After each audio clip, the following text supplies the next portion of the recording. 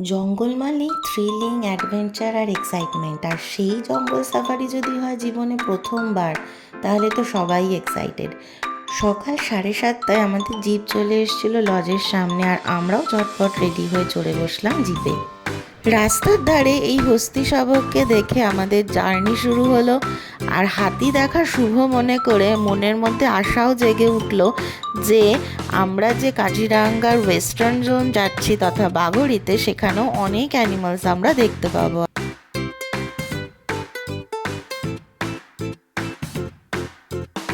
বাগড়ির ticket কাউন্টারের কাছে সব জিপগুলো এসে জমা হয়েছিল। আমাদের যিনি গাড়ির দাদা ছিলেন উনি নেমে টিকিট করে আনলেন। টিকিটের জন্য কত টাকা লাগবে তার ডিটেলস আগেও শেয়ার করেছি, এখনও একবার করে দিলাম। আমাদের বাগড়ি জোনে যাওয়ার জন্য একটা জিপে 3,293 মানে 3,293 রুপিস লেগেছিল। জঙ্গলে ঢোকার মুখে এখানে আমাদের ব্যাগ চেক করা হলো। ওই সাথে কোনো খাবার, প্লাস্টিক প্যাকেট বা প্লাস্টিক বোতল আছে কি না, আর যদি কারুর সাথে সেটা থাকে সেটা যেন জঙ্গলে ফেলে আসা না হয়। সামনের জিপটায় একজন ফরেস্ট গার্ডকেও উঠতে দেখলাম। যাই হোক, এখানে চেকিং কমপ্লিট করে ব্রিজ ক্রস করে ফাইনালি আমরা ঢুকে গেলাম বাগড়িতে, জঙ্গলের মধ্যে। ঢুকেই জঙ্গলের ভেতরে অনেক দূরে 2-3টে গন্ডার দেখতে পেলেও সব থেকে ভালো সাইটিং আমাদের ফার্স্ট হয়েছিল এই হাতির দলের। ছোট বড় সব মিলিয়ে প্রায় 20টা হাতি ছিল এই দলটাতে। হাতি দেখে যাত্রা শুরু করেছিলাম, আর জঙ্গলে ঢুকেও সেই গজরাজকেই প্রথমেই দেখতে পেলাম। একটা ছোট্ট ইনফরমেশন, কাজিরাঙ্গায় হাতি সাফারি কিন্তু 1 মে থেকে বন্ধ হয়ে যায়। তো যারা হাতি সাফারি করতে চাও অবশ্যই 1 মের আগে এসো। একটা ছোট্ট গন্ডার শাবককেও বাবা মা মার পেছনে গুটি গুটি পায়ে চলতে দেখলাম। ঢোকার পর যখনই গন্ডার দেখছিলাম, অনেকটা দূরে হলেও বেশ 2-3 মিনিট দাঁড়িয়ে ভিডিও ছবি তোলা হচ্ছিল, কিন্তু এত আস্তে আস্তে দেখা শুরু হলো যে তারপরে আর সেইভাবে ভিডিও বা ফটো তোলা হয়নি। তবে এই যে ভিডিওটা তোমরা এখন দেখছো, এই গন্ডারগুলোকে কিন্তু আমরা অনেকটা কাছের থেকে দেখেছিলাম বলে তোমাদের সাথে এই ভিডিওটা শেয়ার করলাম। এখানে এক দল গন্ডার ছিল, এটাও প্রায় তোমার 18-19-20টা তো হবেই। কাজিরাঙ্গা ন্যাশনাল পার্ক কিন্তু তোমরা অনেকেই জানো এক শৃঙ্গ গন্ডার বা ওয়ান হর্ন রাইনোর জন্য ফেমাস। সকলেরই রেকমেন্ডেশন ছিল ভোরবেলার ফার্স্ট সাফারিটা বাগড়িতে করার জন্য। তো আমরাও খুব ভালো সাইটিং পেয়েছি, অনেক গন্ডার, হাতির দলটা উপরি পাওনা, হরিণও প্রচুর দেখেছি, বাইসন। আর এখন সামনে যে জলাধারটা তোমরা দেখতে পাচ্ছ তার মধ্যে বিশাল বড় বড় চিতল মাছ রয়েছে। একটু ভালো করে লক্ষ্য করো, মাঝে মাঝে পাল্টি খাচ্ছে। এই জলাধারের কাছে এসে এই ছোট ছোট কচ্ছপদের দলটাও কিন্তু আমাদের চোখে ধরা পড়েছিল। আমাদের গাড়ির দাদা আমাকে তাড়াতাড়ি ডেকে এই ভিউটা দেখিয়েছিল। বুঝতেই পারছো, একটা সরু ডালের ওপরে কি সুন্দর এরা পরপর লাইন দিয়ে দাঁড়িয়ে আছে। আর দেখো, এখানে জলের ওই চিতল মাছের ঢেউ খেলানোগুলো কিন্তু তোমরা আরও ভালো করে বুঝতে পারবে।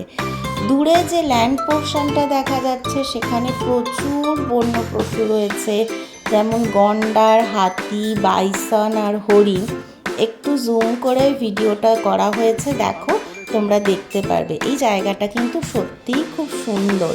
এখানে তোমরা দাঁড়াতে পারবে, ছবি তুলতে পারবে এবং কিছুক্ষণ ঘোরাঘুরিও করতে পারবে।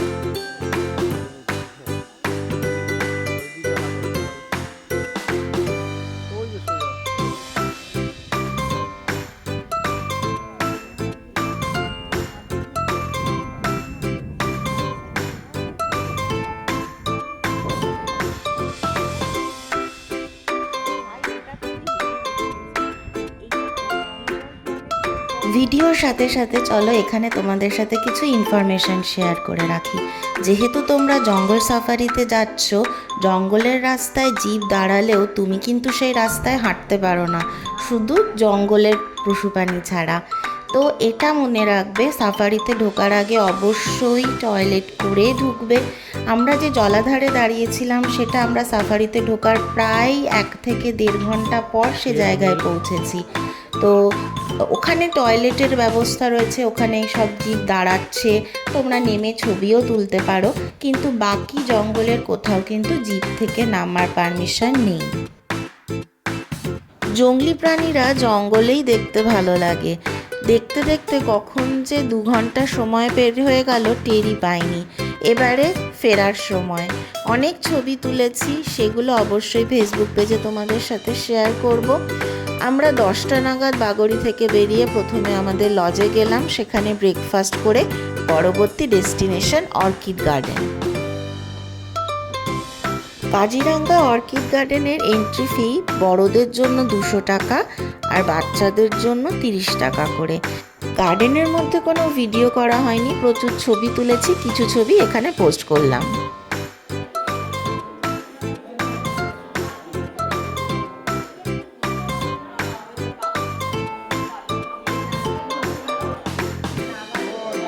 একই টিকিট কেটে তোমরা এই সুন্দর কালচারাল আর ট্রাইবাল মিউজিয়ামটাও এখানে দেখতে পারবে।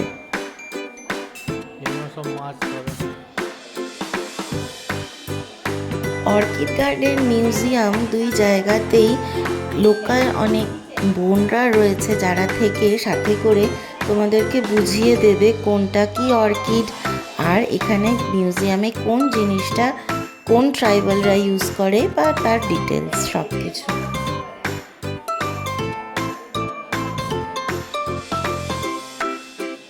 বিভিন্ন রকমের বাদ্যযন্ত্র বা মিউজিক্যাল ইনস্ট্রুমেন্ট যেগুলো তোমরা দেখছো এখন, এইগুলো মেনলি ফোক সংয়ে ইউজ হয়।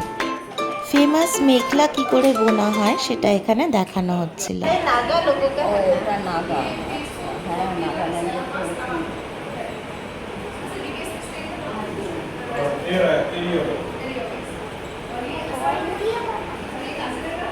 ভেতরে একটা ছোট পার্ক মতো বানানো ছিল বাচ্চাদের জন্য। আমার ছেলে তো অনেকটা সময় সেখানেই কাটালো।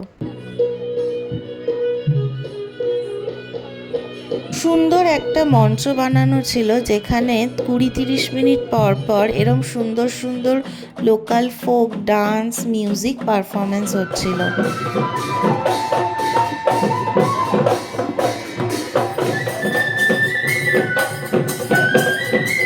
এইসব নাচ গান দেখতে দেখতে পাশে বসে খাবারেরও ব্যবস্থা আছে। এখানে খুব সুন্দর 200 টাকায় ভেজ আসামিস থালা তোমরা খেতে পারো। আমরা এর সাথে একটা চিকেনের ডিশ নিয়েছিলাম, সেটার দাম নিয়েছিল 6 পিস চিকেন 400 টাকা। খাবার কোয়ালিটি বেশ ভালোই ছিল। খাওয়া দাওয়া শেষ করে আমরা আবার ফিরে গেলাম কাজিরাঙ্গার জঙ্গলে। এবারে আমরা যাচ্ছি সেন্ট্রাল জোন মানে কোহরাতে।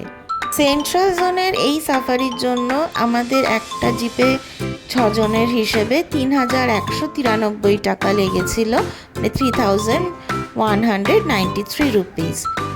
এই কোহরা জোন কিন্তু কাজিরাঙ্গাতে বাঘ দেখার জন্য ফেমাস। যদি বাঘ দেখতে পাওয়া যায় তাহলে এই কোহরাতেই দেখতে পাওয়া যায়। কোহরার জঙ্গলের রাস্তা কিন্তু বাগড়ির জঙ্গলের রাস্তার থেকে বেশ খারাপ। আমার তো আমাদের রাজস্থানের বালিতে জিপ সাফারির কথা মনে পড়ছিল। প্রথমে ঢুকে প্রায় 15-20 মিনিটেরও বেশি হবে তেমন কিছু আমরা দেখতে পাইনি, কিন্তু আমাদের বেশ ভালো সাইটিং কিন্তু এখানেও হয়েছে। আমরা জাস্ট 2টো জিপ আগে একটা গন্ডার রাস্তা ক্রস করেছে, সেটার ভিডিও আমরা তোলার সুযোগ পাইনি, খুব তাড়াতাড়ি গন্ডারটা ক্রস করে গেছে আর আমরা 2টো জিপ পেছনে ছিলাম। এছাড়াও আমরা বাইসনের একটা দল রাস্তা ক্রস করতে দেখেছি, একটা হরিণকে রাস্তা ক্রস করতে দেখেছি। জঙ্গলের রাস্তায় পশু রাস্তা ক্রস করা, এটা কিন্তু চোখের সামনে দেখাটা খুব লাকের ব্যাপার।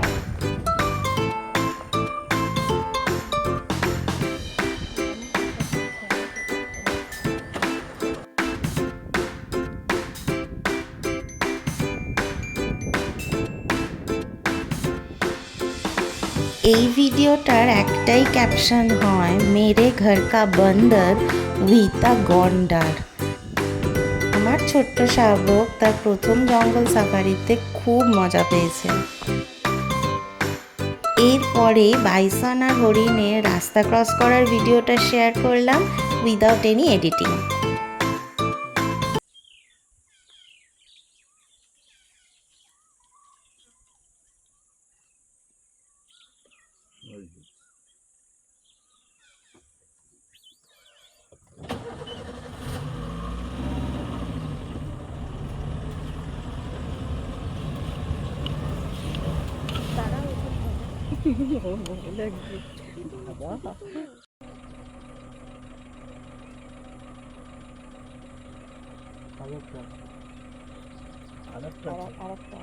ভিডিওর শেষে যে দাদা ধ্রুবজ্যোতি গগৈ, যিনি আমাদেরকে এত সময় নিয়ে ভালো করে পুরো জঙ্গল সাফারিটা করিয়েছেন, তার নাম্বার দিলাম। তোমরা গেলে অবশ্যই যোগাযোগ করো ওনার সাথে।